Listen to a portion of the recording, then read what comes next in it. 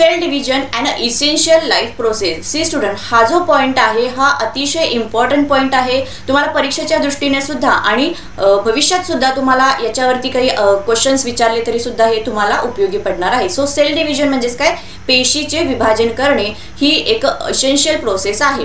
Okay, तर आता तुम्ही एक वही पेन घेऊन बसा आणि मी ज्या ज्या प्रोसेसेस सांगणार आहे, जे डायग्राम तुम्हाला दाखवणार आहेत ते सर्व नोट डाऊन करत चला. ओके, तर सेल डिव्हिजन मध्ये आता ही जी सेल डिव्हिजन आहे, पेशीची आपण विभाजन असं म्हणूया त्याला, तर याची का गरज असते? कारण आपण समजा कुठेतरी पडलो, आपल्याला जखम झाली, तर आपली जी जखम आहे ही भरून काढण्यासाठी, शिवाय आपल्या शरीराची वाढ होण्यासाठी, विकास होण्यासाठी या सेल डिव्हिजनचा म्हणजे पेशी विभाजन होऊन पेशीची वाढ होत जाते, म्हणजेच आपल्या शरीराचा विकास होत जातो. तर ही आपल्यासाठी एक इसेन्शियल प्रोसेस आहे. ठीक आहे, आता हे जे सेल डिव्हिजन होणार त्यावेळेला आपला जो सेल्स असतात, या सेल्समध्ये न्यूक्लियस असतो. ठीक आहे, न्यूक्लियसमध्ये क्रोमोझोम्स असतात.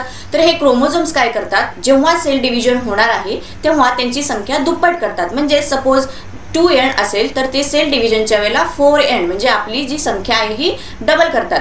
ठीक आहे, आता या सेल डिव्हिजनचे 2 टाइप्स पडतात, त्यामध्ये मिटोसिस आणि मिओसिस. ठीक आहे, तर आता हा मिओसिस जो आहे, हे meiosis somatic cell and stem cell म्हणजेच आपले बॉडीमध्ये जे ऑर्गन्स आहेत, ब्रेन, लंग, हार्ट, हे बॉडीसाठी जे ऑर्गन्स आहेत यांच्यामध्ये जे सेल्स असतात त्याला सोमॅटिक सेल्स असं म्हणतात. तर या सेल्सचं डिव्हिजन या मिटोसिसमध्ये होतं. आणि मिओसिसमध्ये कोणत्या सेल्सचं डिव्हिजन होतं, तर जे रिप्रोडक्टिव्ह सेल्स असतात. ओके, रिप्रोडक्टिव्ह सेल्स आहेत, रिप्रोडक्टिव्ह ऑर्गन्समध्ये ते यूज केलं जातो. पुरुषांच्या मध्ये टेस्टीज असतात, तर स्त्रियांच्या मध्ये ओव्हरीज असतात. हे रिप्रोडक्शन ऑर्गन्स आहेत आपले, तर याच्यामध्ये हे सेल्स आहेत, याचं डिव्हिजन या मिओसिसमध्ये केलं जातं. तर या ठिकाणी आपण आता हे 2 पॉईंट्स बघितले. मिओसिस कोणत्यामध्ये केलं जातं, कोणते डिव्हिजनमध्ये सेल डिव्हिजन केलं जातं, तर सोमॅटिक सेल आणि स्टेम सेल्समध्ये. तर मिओसिसमध्ये सेल डिव्हिजन केलं जातं ते रिप्रोडक्टिव्ह सेल्समध्ये केलं जातं. ठीक आहे, आता पहिला पॉईंट आपला असणार आहे मिटोसिस. हे जे मिटोसिस आहे, या मिटोसिसचे पुन्हा 2 प्रकार पडतात, कायरोकायनेसिस आणि सायटोकायनेसिस. ओके, कायरोकायनेसिस, हे जे कायरोकायनेसिस आहे याच्यामध्ये काय होतं, तर आपला जो न्यूक्लियस आहे या न्यूक्लियसचं डिव्हिजन होतं, म्हणजेच काय, केंद्रकाचं विभाजन होतं. आणि सायटोकायनेसिसमध्ये काय होतं, जे काही जीवद्रव्य आहे किंवा सायटोप्लाझ्मा आपण म्हणतो त्याला, त्याचे डिव्हिजन होणार आहे.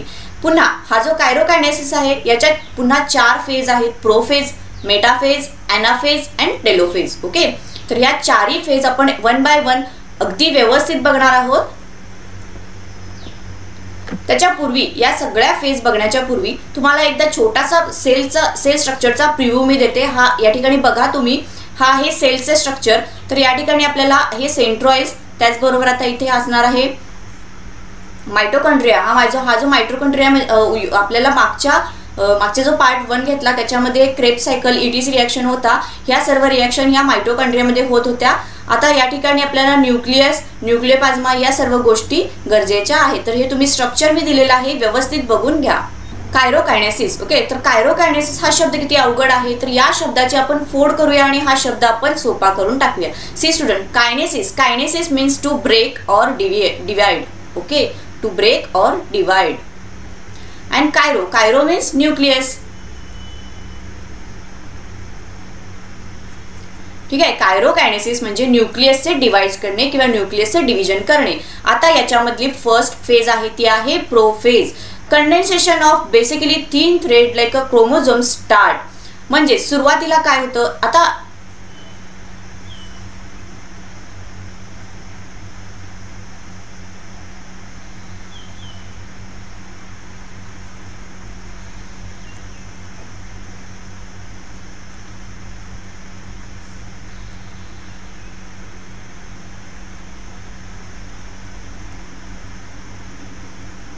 सपोज हा तुमचा सेल आहे, ह्यामध्ये आता हे आहे, हे सेल न्यूक्लिअर मेम्ब्रेन आहे, याला आपण सेल मेम्ब्रेन म्हणतो. त्यानंतर हा न्यूक्लियस आहे. ठीक आहे, यासारखे ही तुम्हाला बारीक बारीक जे धागे दिसत आहेत हे म्हणजेच काय आहेत, क्रोमोझोम्स आहेत. म्हणजे ते सगळीकडे असे गुंतागुंतीने पसरलेले आहेत. परंतु प्रोफेज या प्रोसेसमध्ये काय होतं, तर ते कंडेन्स व्हायला सुरू होतात. म्हणजे काय होतात, ते घनीभवन त्यांचं सुरू होतं किंवा आपण त्याला वलय म्हणजे ते एकमेकाला असं एका स्ट्रक्चरमध्ये एकमेकाला गुंडाळायला सुरू होतात. तर ते स्ट्रक्चर कसं असणार आहे,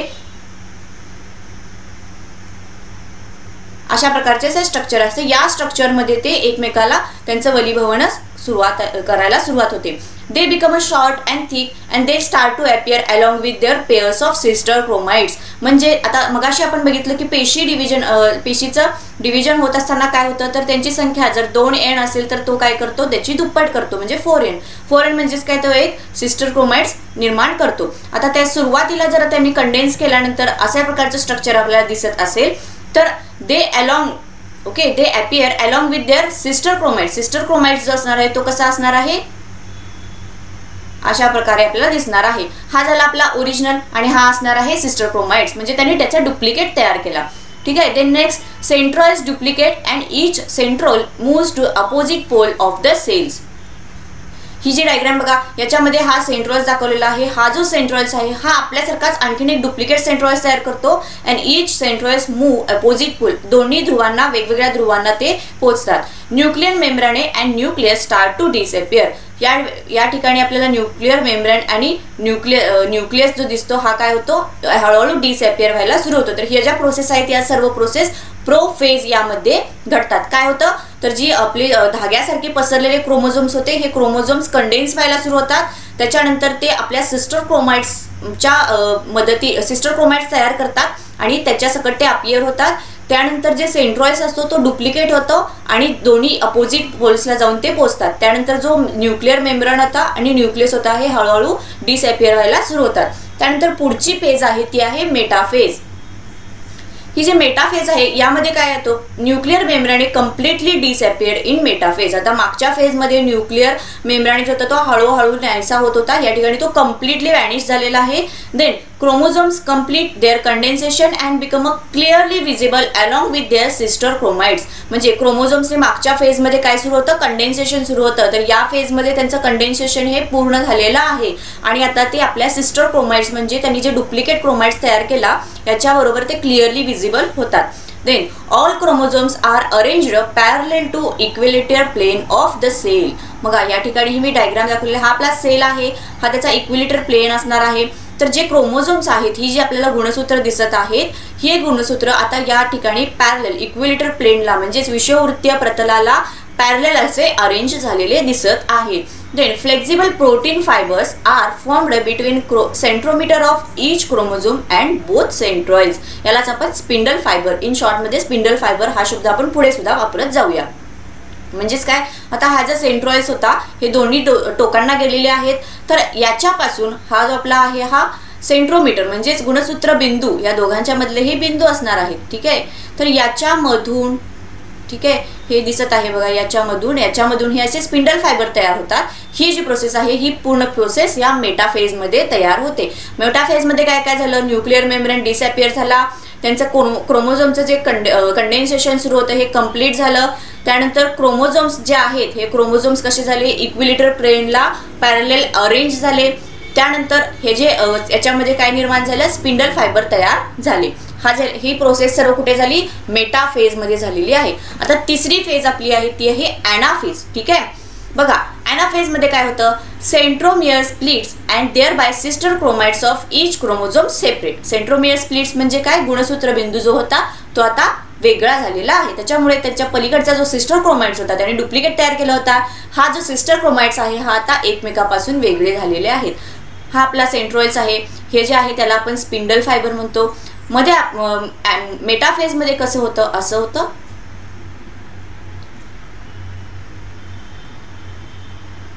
मेटाफेज मध्ये या प्रकारे स्ट्रक्चर होतं. आता ॲनाफेज मध्ये केले गेलं आहे with the help of this centroids and this spindle fibre.